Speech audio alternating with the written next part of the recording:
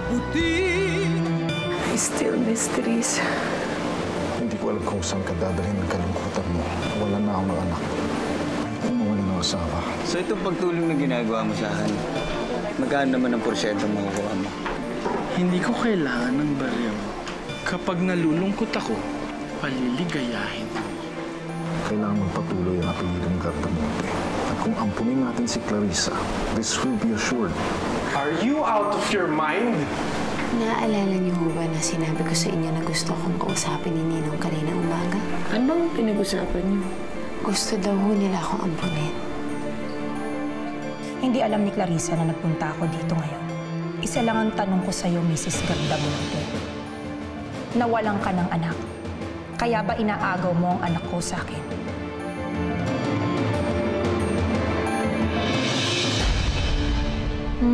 May composition writing pala kayo bukas. Anong balak mong isulat? Opo, teacher, about my mother's love. Wow, maganda naman yun. Oo, na pala mami mo eh. Mrs., nagmamadali ho ba kayo? Hindi naman, bakit? Di ba ho, abogado kayo? Meron lang ho sana akong gustong i-consult. Oo, legal matter ba? Opo eh. Magkano ho ba ang consultation fee ninyo? Ito naman parang iba. Para sa'yo, libre. Ano ba yun? Alam mo kung gaano kasakit ang mawala ng anak. Masakit. Kaya ba gusto mong ipalasap sa akin kung anong kawalan ng naramdaman mo? Makinig ka muna sana sa akin. Hindi ako nagpunta rito para pakinggan ang mga sasabihin mo. Nagpunta ako rito para malaman mo kung ano ang nararamdaman ko. Bilang isang inang inaagawan ng anak. Hindi ko siya inaagaw sa'yo. Si Clarissa, anak ko. Kilala ko siya. Kahit anong gawin ng anak ko, iintindihin at iintindihin ko. Pero ikaw, kahit kailan hindi ko maiintindihan kung paano mo naaatim namang agaw ng isang anak. Ganun ba talaga ang tingin mo sa akin? Yan ang ginagawa mo.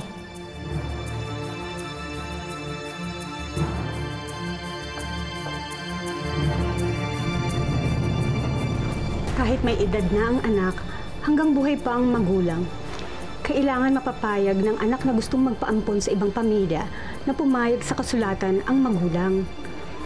Lalo na kung pinalaki naman ng mahusay ng magulang ang anak at wala namang malaking pag-aaway na pinanggalingan.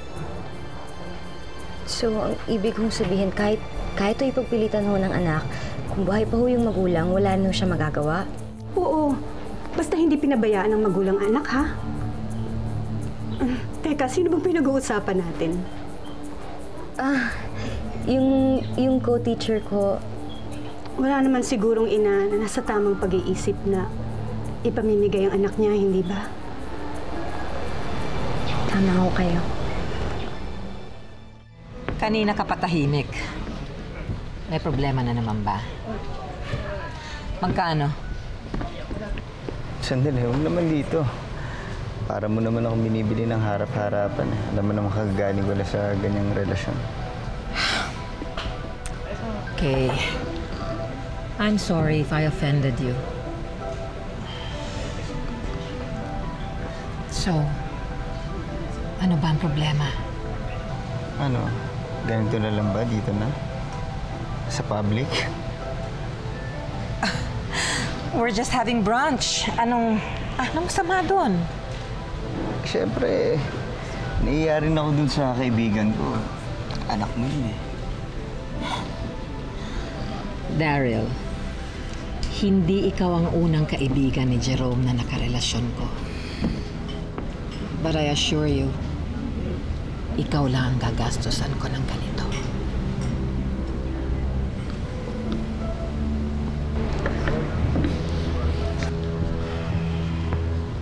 Oops. May kalaban. I'll take care of the bill. Thank you so much for coming with me. Kailangan ko rin naman kasi nag-waiver siya. Tama si Nati. Nangaaga ko ng anak. You're just looking for someone to replace Therese. And so what if I am? Alam mo naman pala eh. Then stop this crazy idea of yours. Buong buhay ko ako nagbigay? Buong buhay ko ako nagparaya. Hindi ko sinusumbat to sa pamilya ni Nati, pero ngayon para sa akin to. Para sa kaligayahan ko! This is wrong. Kung magsalita ka, Nick, akala mo napakalinis mong tao. Ilang beses kitang sinagip, pero hanggang ngayon hindi ka pa nagpapasalamat sa akin. Di ba gampon kayo ni Ralph? Kesa naman pag-usapan kayo ng mga tao. Wala akong pakialam sa sasabihin ng mga tao. Aampunin ko si Clarissa, and that's that!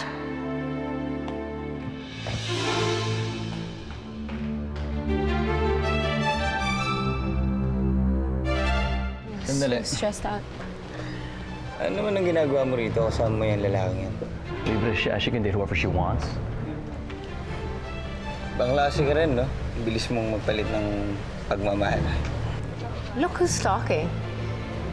Eh, dalawa yung plato mo dyan. Huwag mo sabihin na ikaw ang kakain ng lahat ng yan. Tama pala talaga yung sinabi ni Teresa. Talagang basta may apelido, doon ka sumasama. Excuse me, Daryl Revilla. Wala ka ng karapatang pagsalitaan ako ng ganyan. Eh, ikaw naman, parang itong ginagawa mo. Gumaganti ka. Dahil ba doon sa pinagpalit ka ng girlfriend mo dahil sa akin? What the hell's your problem? Wala na kayo, di ba? Ano sinabi mo? I said, wala na kayo. Stop it! Tama na yan! Stop it, Jerome! Stop it! Bitawan niyo ako. Gago ka talaga. You know who you are? You know, everybody knows what you're doing every night. They know. Teka, bakit? Ano bang ginagawa mo gabi-gabi? Why don't you tell her? Ikaw naman, pinagpalit mo ko agad sa may pera.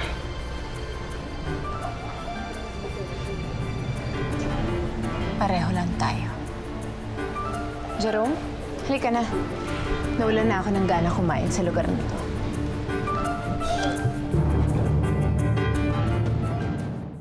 Ang sabi ho niya, hanggat hindi ho kayo pumapayag, hanggat wala raw ho kayong malaki ang away ni Clarissa at hanggat walang patunay na hindi niyo ho siya naaalagaan, na wala ho siyang laban sa inyo. Baka ito naman ang gusto ng kapatid mo. Eh kayo ho, Nay. Ito rin ho ba ang gusto ninyo? Nay, nakikiusap po ako sa inyo, Nay. Ilaban niyo ho si Clarissa. Ipaglaban niyo naman ho ang kapatid ko.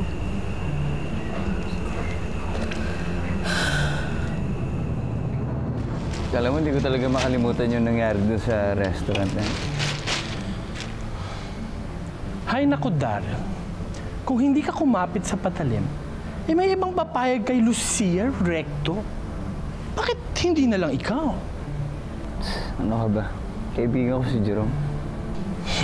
Kaibigan? Hay naku, pwede ba? Iwan mo na lang yung konsyensya mo sa bahay ng tiyuin mo. Mamili ka. Konsensya o gutom ng sikmura? Hi! Oh, hi, Lucia! I called Maurice. Sabi niya, andito ka raw. Alam mo, Lucia, dapat tigilan natin to. Muntik na tayo mahuli na anak mo. Muntik lang. Pero hindi naman, di ba? Exciting. But don't worry. Maingat ako. Magaling akong magtago sa mga affairs na dapat kong itago. After all, I have so much to lose. My reputation, for one. Ayoko lang kasi nang magkaroon na sabit. Ang dami na akong pinoproblema eh. Alam mo, Daryl, you may find me cold and businesslike. But believe me, I know how to take care of you. So, isang tanong. Ayaw mo ba? Madali naman akong kausap eh. Marami dyan.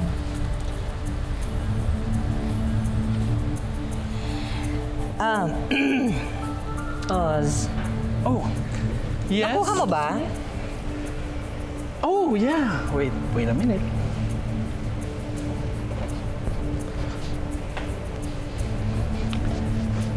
Here you go.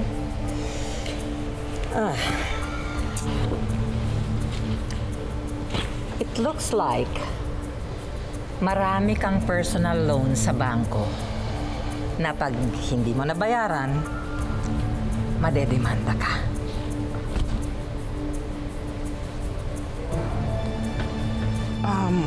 Wait lang may tatapusin lang ako. See ya. Think about it, Daryl. That'll all go away.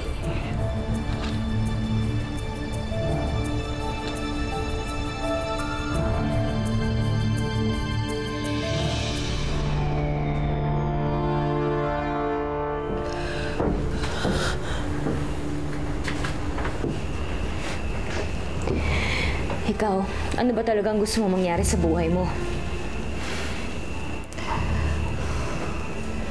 Kung ayaw pumayag ni Inay, huwag na lang natin pag-usapan to. Hindi naman ako may desisyon nito eh. Si Ninong naman ang nag-suggest nito eh.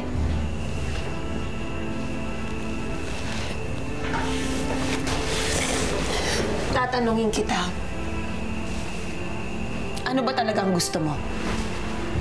Nay, pwede ba huwag na lang natin pag-usapan? Kasi magkakagulo lang naman tayo, di bali na lang.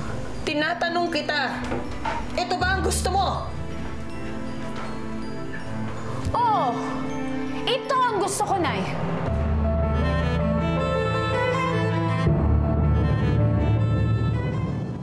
Bakit kasi hindi ninyo maintindihan? Ito ang gusto ko. Pero hindi naman ibig sabihin nun na iiwan ko na ang pamilyang to. Hindi ko kayo iiwan kahit kailan, kahit anong mangyari.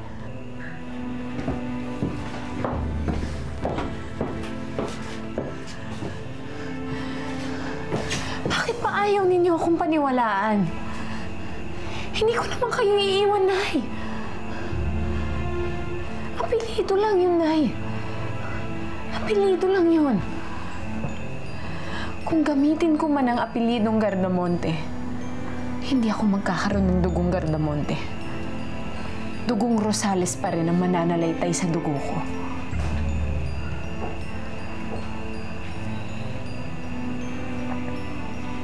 Sige.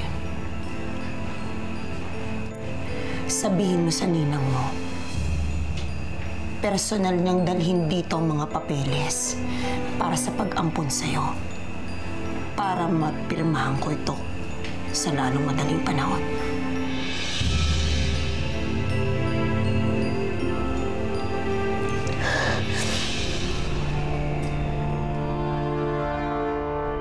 From now on, hindi ka na magkakaroon ng financial problems.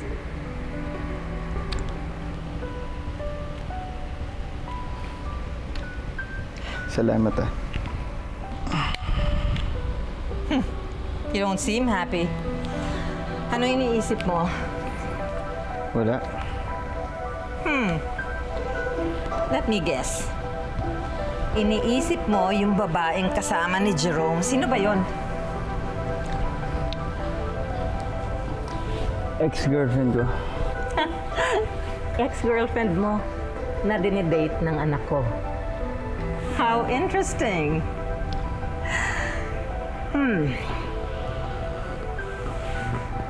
Magiging isang pamilya na tayo. One big dysfunctional family.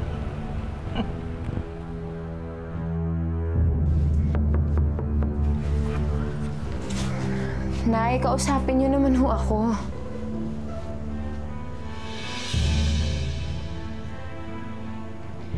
Nagpasya ka na. Nagpasya na rin ako. Gusto mo maging Gardamonte, hindi ba? Ibibigay ko yun sa'yo. Nay, galit ka. May dahilan ka naman para magalit. Pero, Nay, sana naman pakinggan ninyo yung paliwanag ko. Hindi ko naman kayo iiwan ni Ate.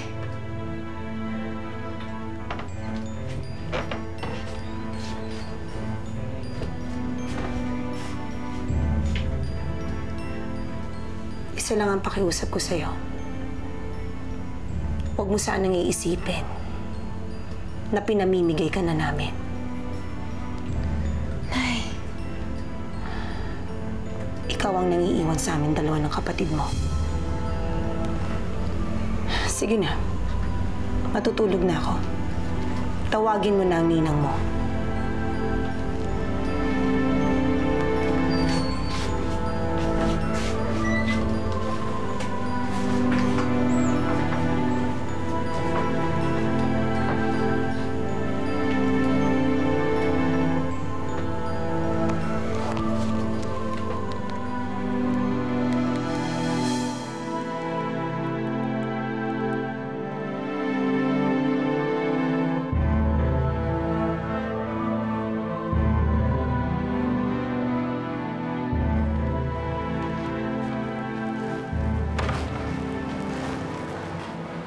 Dumating dito kanina si Nati.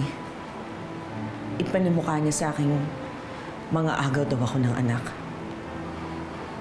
Hindi rin natin makukuha si Clarissa. What are you talking about, Monina? Kari-receive ko lang ng text from Clarissa. Pinapadala sa atin ng personal ang mga papeles para sa adoption ni Clarissa. Are you sure? It's true. Here, read this.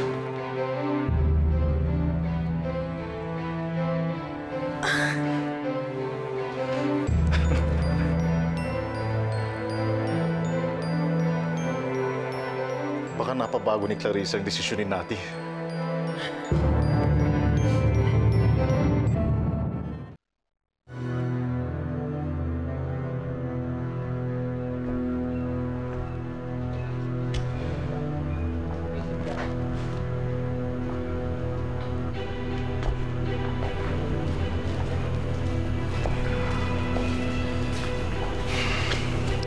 Clarissa, may problema ba? Papapong ka sa mga ninang mo. Pwede ba, James? Huwag ka na makialam dito. Umiyak sa akin si Nancy. Pinagtatanggol ka niya. Mabait ka daw. At yung mga ninong mo lang daw nang bibilog ng utak mo. Nakainay naman ang desisyon. Umayag si Aling Nati. Buti lang pala si Nancy yung pinili ko eh. Ako napakawalang hiya ng buhay ko. Ang dami ko nang ginawang katarantaduhan. Nagnakaw na ako. Muntikan na ako makapatay ng tao. Pero hindi ko gagawin ang itakwil ng nanay ko at maghanap ng iba. Napakawalang kwentang tao.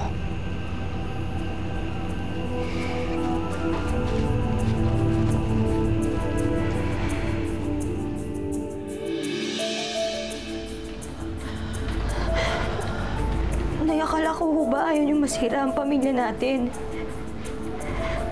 Bakit ka naman pumayag na kunin ang mga gardamote si Clarissa? Ina niya ako. Alam ko ang halukay ng bitukan niya. Alam ko hanggang ngayon, hindi pa rin niya ako mapatawad sa nangyari sa kanya nung bata pa siya. Baka sakaling kung pirmahan ko yung mga papeles na yon, mababawasan ng konti ang galit niya sa akin. May iba pa namang paraan ni Nay eh. Ipaglaban mo siya. Ipaglaban mo si Clarissa, Nay. Huwag ka magpapatalo. Maiintindihan din naman niya yun eh. Kahit kailan, hindi ako matatalo sa labanan namin nito ni Monina. Meron akong pinanghahawakan kahit kailan ay hindi niya makukuha sa akin. Kahit sino pa ang nag-aaruga kay Clarissa. Ako pa rin ang ina niya. Sa sinapupunan ko pa rin galing ang batang yan. At kahit sino, kahit anong papeles, hindi magbabago ang sitwasyon yan.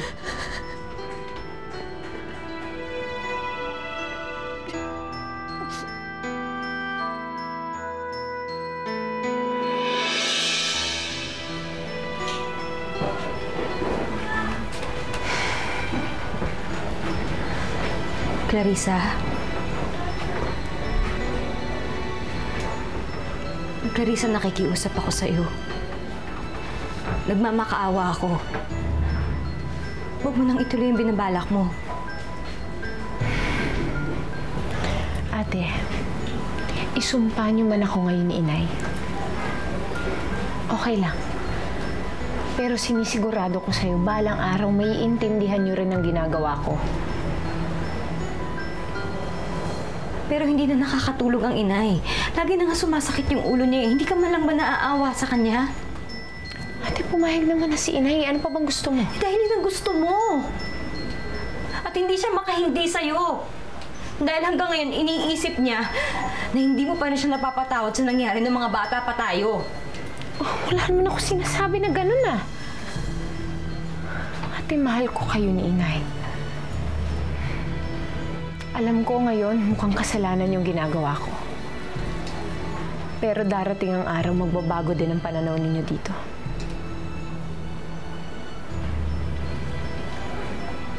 So napag-isipan mo na rin pala ang lahat? Naisip mo ba?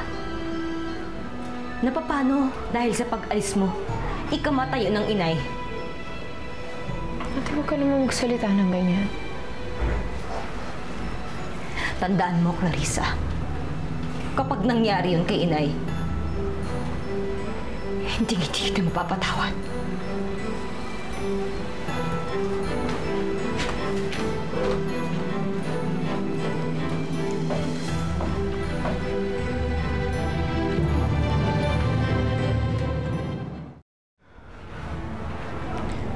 Siguro naman ho, mapapapayag ko sila Ninang Monina para hindi ko na kailangan tumira doon. E saan ka titira? Siguro kahit doon, hindi naman buong linggo nandun ako. Pwedeng Lunes hanggang Biyernes, doon ako sa kanila. Tapos Sabado hanggang Linggo, dito ako.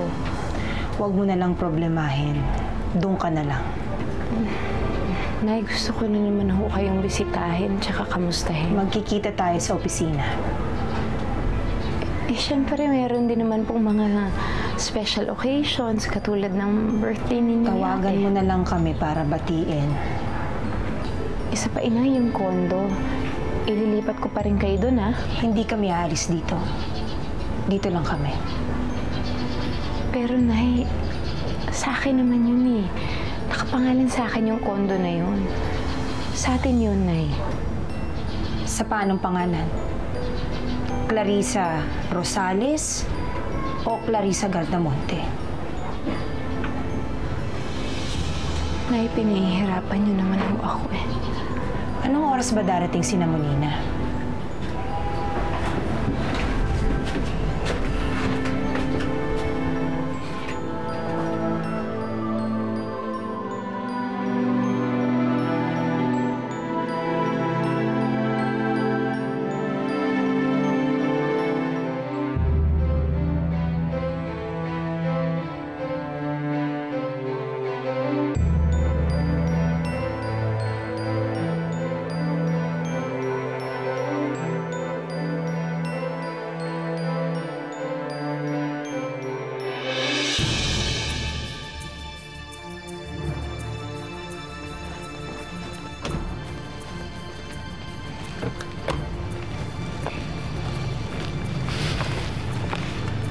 Magandang araw. Sige, kunin niyo na ang lahat sa amin.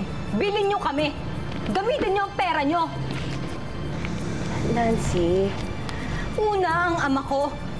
Ngayon naman, ang kapatid ko. Ate! Ate, ano ba? Huwag mo naman silang bastusin. Wala naman silang ginagawang masama. Bakit? Hindi ba masama ang pag-agaw ng anak ng may anak?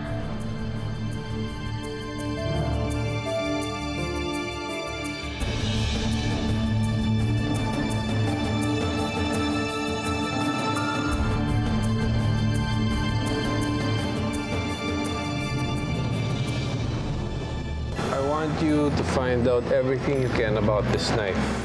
Magpapasalamat sana kami dahil pumayag ka sa... Papeles lang ang pinapadala ko dito. Hindi ako katulad ni Clarissa nagpapabayad. Sir, may dalawang set po nakuha ng fingerprints sa base ng kutsilyo. Kaya Clarissa Gardamonte at Clarissa Rosales. By signing this document, The law mandates that you are now an adopted child of Ralph and Monina Gardamonte.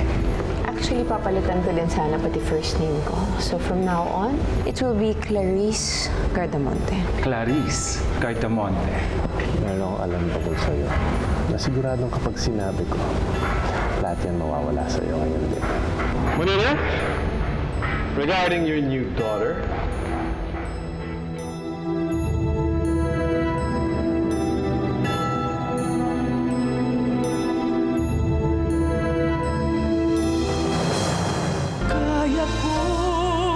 abutin ang langit, gagawin ko ang lahat hanggang sa makamit ang pag-ibig mong pinakamimithi. Huwag mo lang iwan ang puso kong sawi. Anong magagawa upang itama ko ang aking mali? Ngayon'y nagsisisid,